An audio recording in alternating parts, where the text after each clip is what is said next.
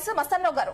వినిపిస్తుంది. పార్టీల పరంగా ప్రయోజనమా లేదంటే ఏదైతే బీఆర్ఎస్ బీజేపీ ఇవన్నీ కుమ్ములాట్లు కూడా మనం చూస్తున్నాం. బీజేపీ తీసుకున్న ఈ స్టాండ్ ఏ విధంగా ఉంటుంది అనుకోవచ్చు? పార్టీల ప్రయోజనమా లేదంటే ప్రజల ప్రయోజనం? చెప్పండి మేడం, చిన్న రిక్వెస్ట్. చెప్పండి సార్. ఎవరైతే మీ యొక్క ఆదేశాలకి ఎవరైతే పాటించారో వాళ్ళని అనవసరంగా లెఫ్ట్ అయిపోమని చెప్పండి మేడం. ఎందుకది డిస్టర్బెన్స్? పావు గంట సేపు ఏం ఆదేశం?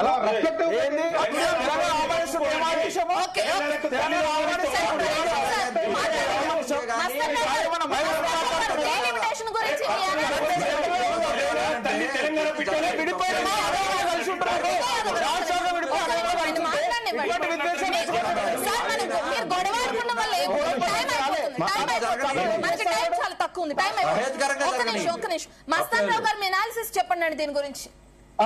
మేడం, ఇప్పుడు ఏదైతే 131 ఆర్టికల్ కింద ఇప్పుడు సవరణ పెడతా ఉన్నారో భారత పార్లమెంట్ లో, అది ఇన్వైట్ చేయదగ్గదే. అయితే ఏంటంటే ఇక్కడ నరేంద్ర మోడీ గారు కానీ అమిత్ షా గారు కానీ మనకి ఏదైతే మాది పూచి ఎవరికి అన్యాయం జరగదంటా ఉన్నారో, యాక్చువల్ గా వాళ్ళు ఏకపక్షంగా తీసుకున్నట్టుగా ప్రజలు భావించే ప్రమాదం ఉంది.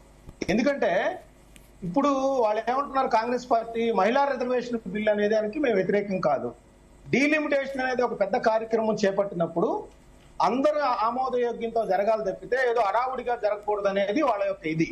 రెండోది ఏంటి, కొన్ని పార్టీలు ఏం చేస్తా ఉన్నాయి, కులగణన జరుగుతా ఉంది, లేకపోతే బీసీలకి సంబంధించిన పాపులేషన్ ఏదైతే ఉందో జనాభా లెక్కలు జరుగుతా ఉన్నాయి. అవి జరిగిన తర్వాత దాని ప్రకారం చేస్తే బాగుంటది కదా అనేది ఒక సజెషన్ చెప్తున్నారు. కానీ ఇక్కడ ప్రభుత్వం ఎందుకు అడావుడిగా తీసుకొస్తుందో అయితే అది ఒక పెద్ద ప్రశ్నార్థకంగా మారింది. ఎందుకంటే నరేంద్ర మోడీ గారు పూచి నాదన్నారు. ఇక్కడ ఒక విషయం ప్రస్తావిస్తా. ఆంధ్రప్రదేశ్ తెలంగాణను విభజించినప్పుడు అటు బీజేపీ గాని ఇటు కాంగ్రెస్ గాని మాది పూచి అన్నాయి. ఏం జరుగుతోంది ఇక్కడ? ఎంత అన్యాయం జరుగుతుంది ఇప్పుడు చూశారు కదా. తేజస్వి సూర్య గారు ఎట్లా మాట్లాడుతున్నారు, భారతీయ జనతా పార్టీ ఒపీనియన్ ఎలా ఉంది? నేను అనేది ఏంటంటే అసలు ఈ ఆంధ్రప్రదేశ్ కానీ తెలంగాణ ఎంపీలకు కానీ ఎక్కడా కూడా వాళ్ళ రాష్ట్ర ప్రయోజనాలు పట్టం అనేది ఇప్పుడు ఈ యొక్క నిర్ణయంతో అర్థమైపోతుంది. ఏంటి ఇప్పుడు చేయాల్సింది ఏంటి? అసలు డీలిమిటేషన్ అనేది ఏపీ బైఫర్కేషన్ యాక్ట్ లో ఉంది. అసలు ఇప్పుడు కేంద్ర పాలిత ప్రాంతాలకు సంబంధించిన అసెంబ్లీ సీట్ల పెంపుదల అనేది కూడా ఈ సవరణలో పెడుతున్నప్పుడు ఆంధ్రప్రదేశ్ కి సంబంధించి ఎందుకు పెట్టరు అనేది గతంలో లేదు. వీళ్ళు తలకాయించుకొని ఇప్పుడు అందరూ కూడా ఏదో వైఎస్ఆర్సీపీ కావచ్చు, రాష్ట్రంలో తెలుగుదేశం పార్టీ ఎంపీలు కావచ్చు, జనసేన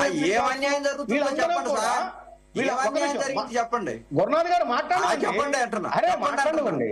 చెప్పండి. ఇప్పుడు నేననేది ఏంటంటే ఏదైతే దక్షిణాది రాష్ట్రాలకు కానీ ఇట్లాంటి కొన్ని అపోహలు ఉన్నాయో ఆ అపోహలు తీర్చే ప్రయత్నం చేయాలి. ఎక్కడ కూడా ఏకపక్షంగా హడావుడిగా పెడతామని పెద్ద జరుగుతున్నప్పుడు ఒకరోజు డిస్కషన్ అయింది, 4 రోజులు డిస్కస్ చేయండి. నిన్న తీసుకొచ్చారు, ఇవాళ సాయంత్రానికి బిల్లు ఓటింగ్ పెడుతున్నారు. ఇది అవసరమా? ఇప్పుడు ఇంత పెద్ద భారతదేశ చరిత్రలోనే ఒక డీలిమిటేషన్ అనే ఒక పెద్ద ప్రక్రియ, అదేవిధంగా మహిళా రిజర్వేషన్స్ అనే ప్రక్రియ ఇప్పుడేదో ఎంత గొప్పలు చెబుతున్నారు. కానీ చంద్రబాబు నాయుడు గారు కానీ జగన్మోహన్ రెడ్డి గారు వాళ్ళ మంత్రివర్గాల్లో ఎంతమందికి ఇచ్చారు? 4 ఇచ్చారు. మహిళా ఎమ్మెల్యేలు 175 మంది ఉంటే ఆంధ్రప్రదేశ్ లో 22 మంది ఉన్నారు. వీళ్ళు ఏమాత్రం మహిళలకు ప్రాధాన్యత ఇస్తున్నారు తెలియట్లేదా? నేననేది ఏంటంటే మహిళా రిజర్వేషన్ బిల్ తెచ్చేటప్పుడు వాళ్ళకి ఎట్లాంటి అవకాశాలు ఇస్తున్నారు, వాళ్ళకి ఎస్సీలకు కానీ బీసీలకు కానీ మైనారిటీ మహిళలకు కానీ. ఆంజనేయులు గారు ఫైనల్ కంక్లూషన్ అండి. భారత దేశంలో ఏదైతే డీలిమిటేషన్ ఇవన్నీ జరుగుతున్నటువంటి ప్రక్రియలో ఇవాళ కాంగ్రెస్ పార్టీ బీఆర్ఎస్ పార్టీ ఏదైతే ఈ డీలిమిటేషన్ కావచ్చు లేకపోతే మహిళా రిజర్వేషన్ బిల్లును పక్కదారి పట్టించేటువంటి ప్రయత్నం, మొన్నటి రాక సీఎం రేవంత్ రెడ్డి గారు దక్షిణాది రాష్ట్రాలకు నష్టం జరుగుతుందని చెప్పేసి చెప్తూ ఒక నాటకాన్ని క్రియేట్ చేసేటువంటి పరిస్థితి నెలకొల్పారు. తర్వాత